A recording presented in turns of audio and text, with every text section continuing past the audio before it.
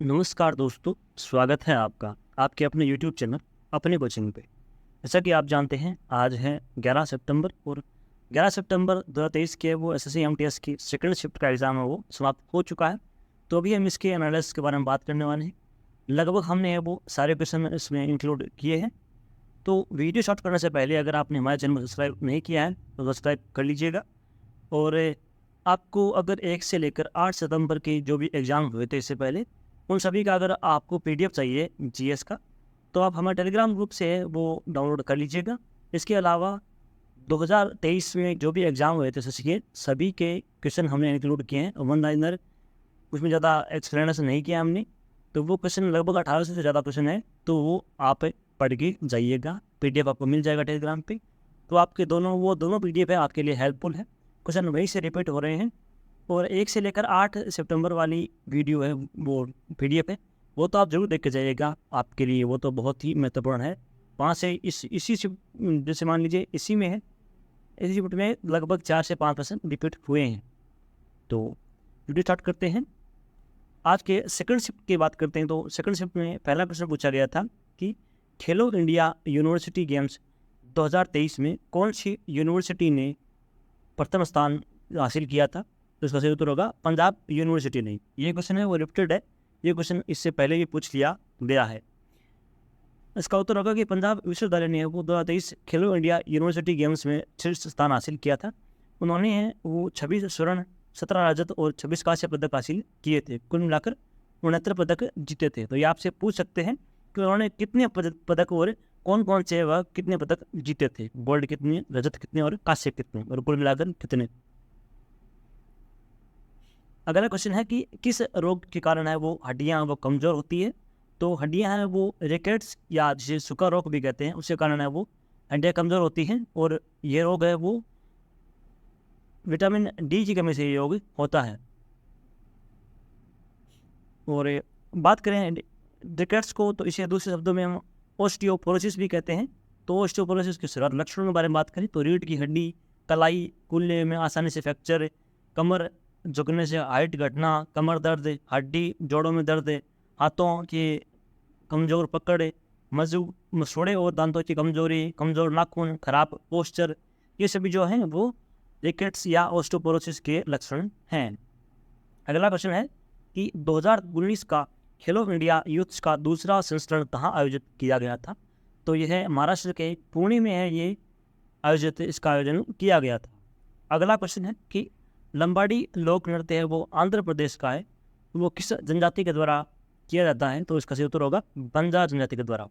तो आपसे ये क्वेश्चन अब पूछ लिया गया है। आपसे आगे ये क्वेश्चन मैं आप मुझे लगता है आगे ये पूछेंगे कि लंबाडी लोक नृत्य है वो जो कि बंजारा द्वारा किया जाता है, वह कौन से राज्य का लोक नृत्य है। तो ये इसका उत्तर होगा।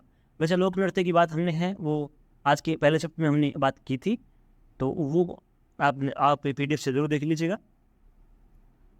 अगला क्वेश्चन है कि 2011 की जनगणना के अनुसार सबसे कम जनसंख्या किस राज्य की है। तो सबसे कम जनसंख्या है वो सिक्किम की है, वो सबसे कम जनसंख्या है। वो सबसे अधिक जनसंख्या है वो उत्तर प्रदेश की है। और सबसे अधिक जनसंख्या घनत्व है 2011 की जनगणना के अनुसार वो है बिहार का। और सबसे जनसंख्या घनत्व वो केंद्र शासित प्रदेश में है, वो है दिल्ली का। अगला क्वेश्चन है कि सूक्ष्म वित्त संस्थाओं से क्या लाभ हुआ है।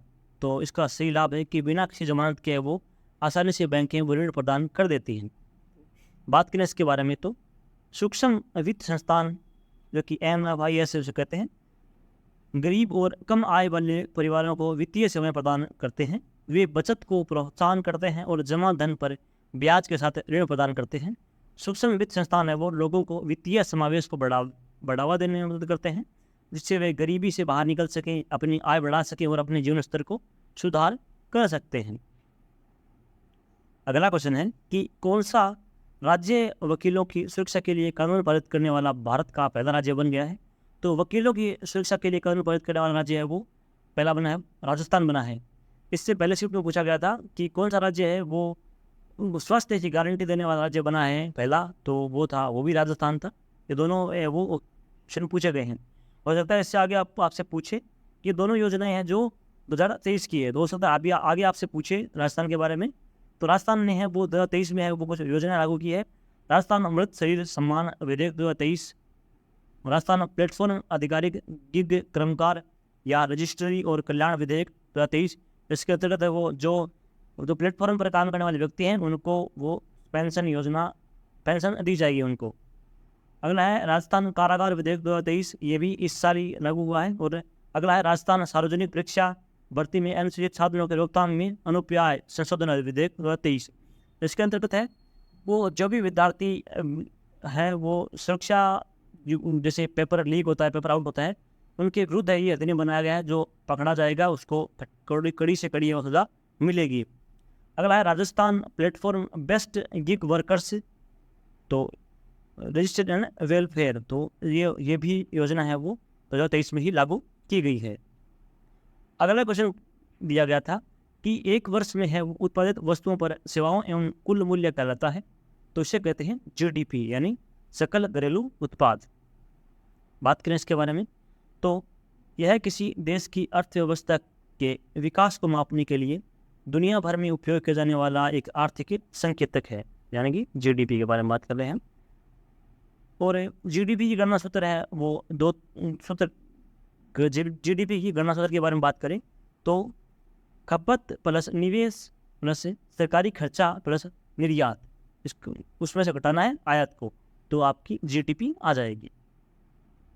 और बात करें तो राष्ट्रीय आय को दो उपभागों द्वारा परिभाषित किया जा सकता है, सकल घरेलू उत्पाद और सकल राष्ट्रीय उत्पाद, इसके द्वारा है वो व्यक्त कर सकते हैं आप जीडीपी। अगला क्वेश्चन है कि नृत्य के फ्यूजन शैली को किसने विकसित किया था, तो फ्यूजन शैली के है वो विकसित करने वाले व्यक्ति कौन थे, उदय शंकर।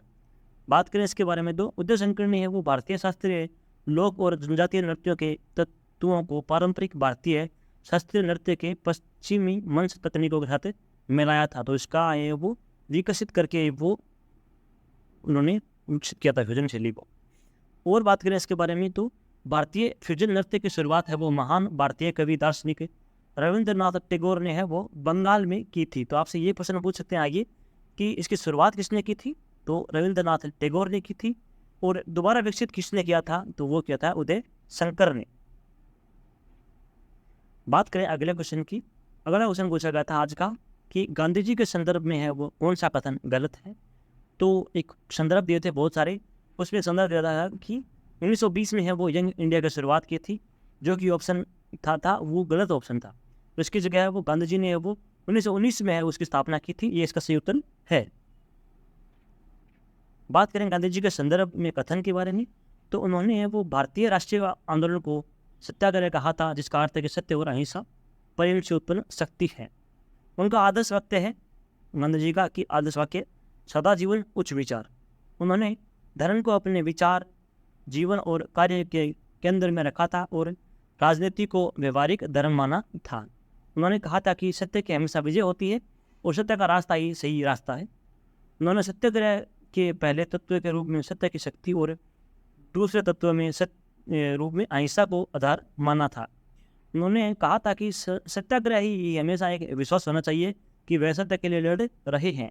उन्होंने कहा था कि सबसे महत्वपूर्ण लड़ाई है वो अपने दुष्टात्माओं, भय और असुरक्षा जैसे तत्वों पर विजय ही पाना, यह वो महत्वपूर्ण लड़ाई है। ये क्वेश्चन था कि पश्चिमी घाट पर गर्मी में वर्षा होने का क्या कारण है, तो इससे पहले आज पूछा गया था कि निम्न में से पश्चिमी घाट का पूछा गया था पश्चिमी घाट का बंदरगाह कौन सा है, तो ये कल पूछा गया था।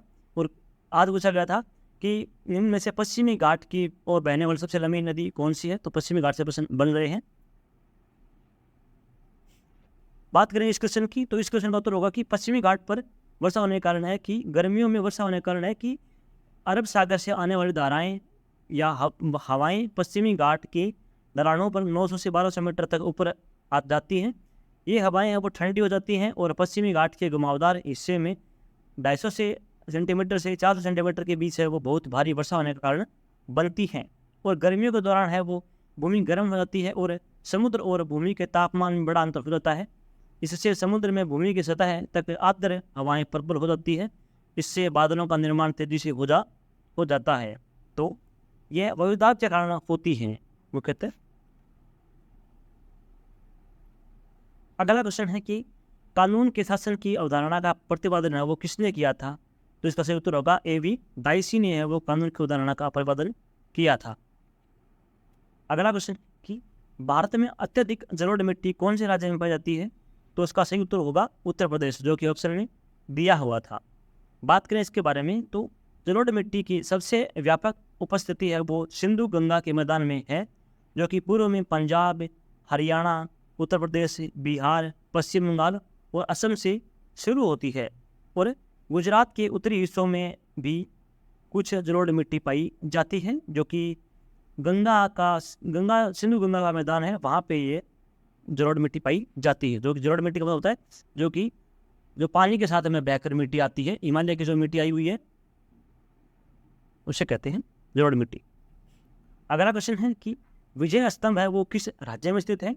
तो विजय स्तंभ है वो राजस्थान के चित्तौड़गढ़ जिले में स्थित है विजय स्तंभ। अगला क्वेश्चन है कि सर्वेंट ऑफ इंडिया सोसाइटी की स्थापना है वो किसने की थी? तो गोपाल कृष्ण गोखले ने है वो इसकी स्थापना की थी।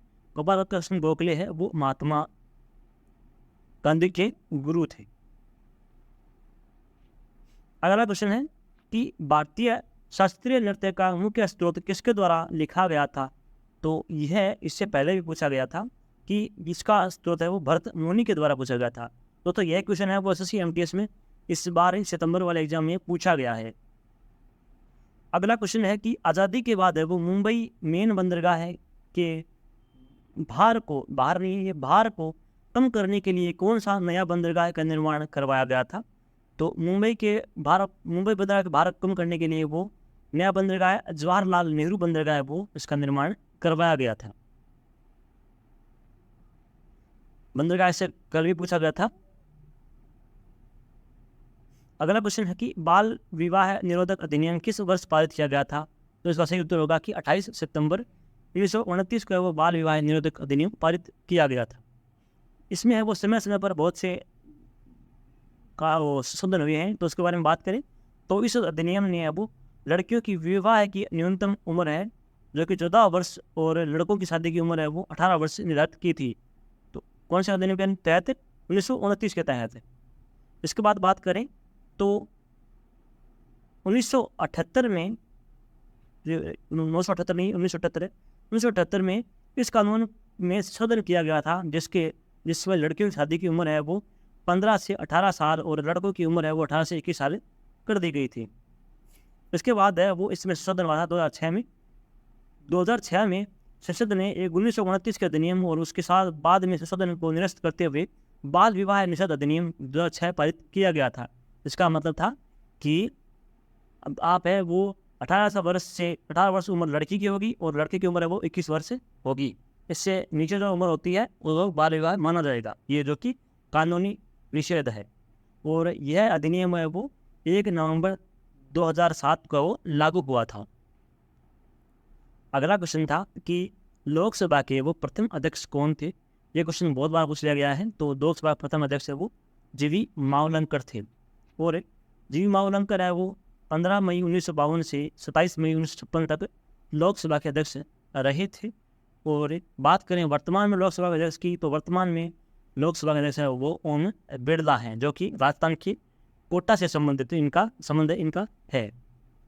एक क्वेश्चन पूछा गया था बसंती वाली फिल्म से, शोले फिल्म से, कि प्रसिद्ध बॉलीवुड फिल्म शोले के निर्देशक कौन है?